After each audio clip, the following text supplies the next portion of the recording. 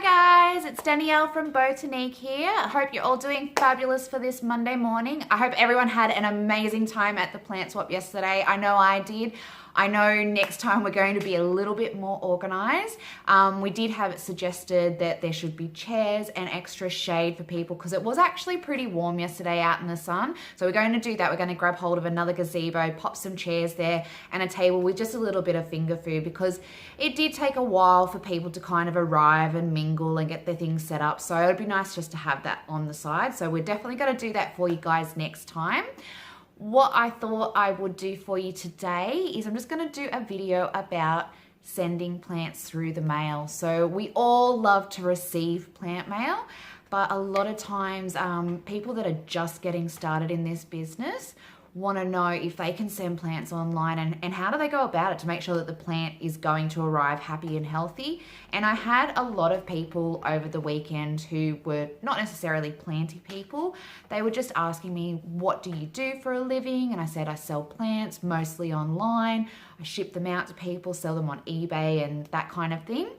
And they said, how do you send plants in the post? Wouldn't it kill them? No, it's actually really, really easy. As long as you take a little bit of care in preparing your plants to go through the mail, they're going to arrive just fine. So I thought that's what we would do today because I've got a lovely lady called Sonia who lives down in Melbourne. We're actually located near Newcastle in New South Wales. So it's another state entirely.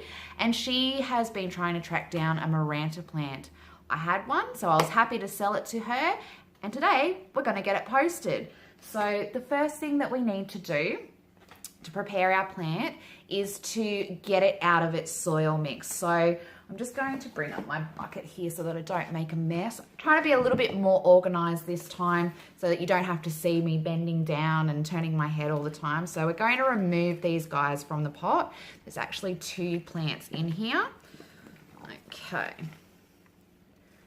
And we just want to get the majority of the soil off. It doesn't have to be like every last little skerrick. It's just the majority of it because the biggest thing with shipping plants is actually really expensive if you try and ship them in their pots. The soil's really, really heavy, so that adds to your costs. And then the other thing too is if you're sending plants in the in their pots, they can actually get damaged a lot more easily. So we want to actually take them out, wrap them well so that they're not moving around in the pots too much, and the more stable you can keep the plant, the better off it's going to be. So I'm just removing some of that soil, and as I'm doing that, I just want to show you guys.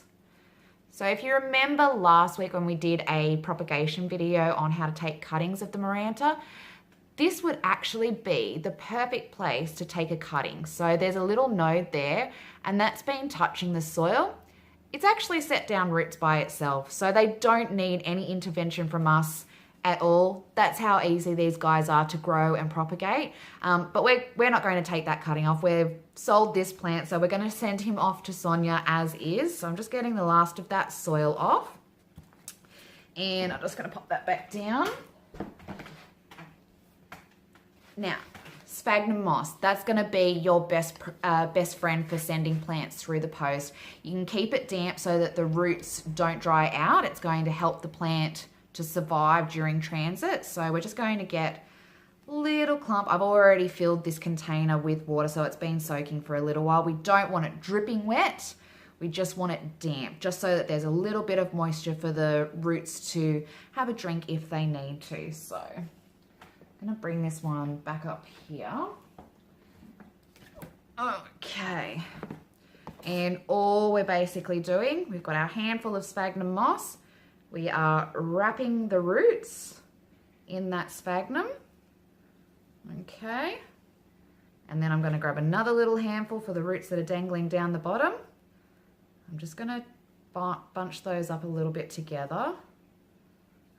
Okay. A little bit more sphagnum moss. Go around the bottom. Okay. Now I'm just going to pop this guy in a Ziploc. You can wrap it straight from here, but because those roots are a little bit more fibrous than, say, if I was sending roots on like a Syngonium, they're a little bit more solid. We want to hold that all together so that we don't lose any of that moisture around the roots. So pop him in his little bag. I'm going to pop an elastic band around this guy just like this, and then I'm going to show you how we wrap it from there. So just bear with me 1 second. I forgot to grab my elastic bands before I started, so I'll be back. Okay, so we're back. We have literally just put the band around once. We are not trying to strangle the plant in any way. Oh, what are we doing there? Sorry, just knocking my camera about. So yeah, literally it's just to secure that sphagnum moss around the roots. And then the next thing that we're going to do is we're going to wrap it to make sure that the leaves do not get damaged. Now, I thought I had purchased sheets of tissue paper, but it looks like it's all jointed. Oh no, they are sheets. Beautiful. So you can use tissue paper, you can use hard paper, you can use anything that you like. I often send plants just in newspaper because it is a free resource and we need to keep our costs down. So literally just got my sheet and I am popping the plant in the corner, and I am gently going to go around and make sure that it's a couple of sheets together, folded over by the way. I need to make sure as I'm going around that all of those leaves are pointing up gently without crushing them. Okay, so we want them to just gently be getting pushed up. We don't want them to snap. So we're going to go around until we can get it into a nice narrow shape.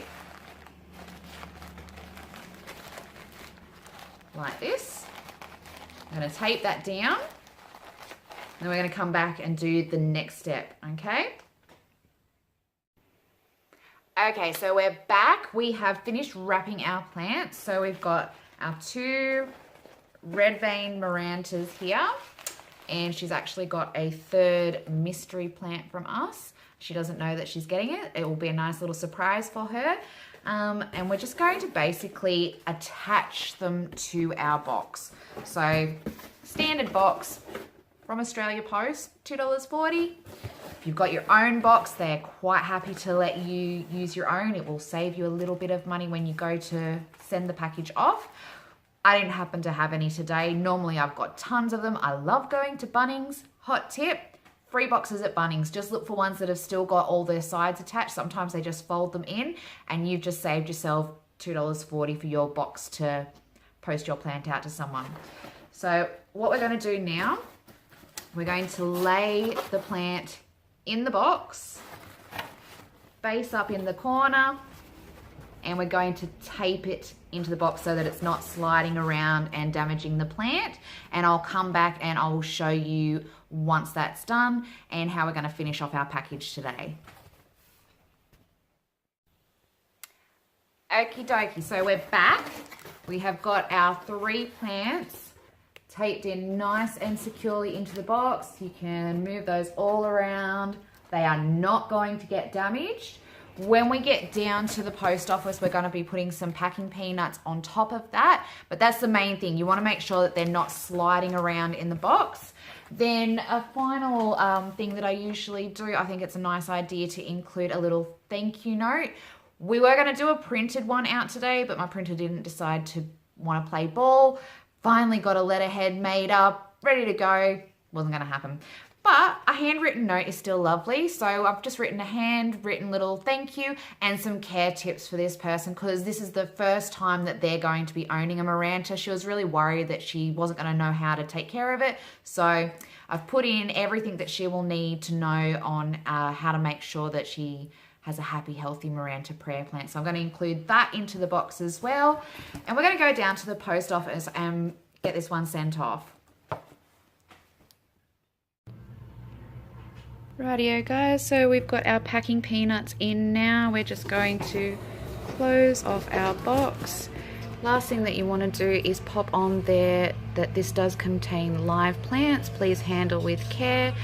They will take the effort to make sure that they don't leave it in any hot storage houses or hot vans or anything like that if you pop that on there for them.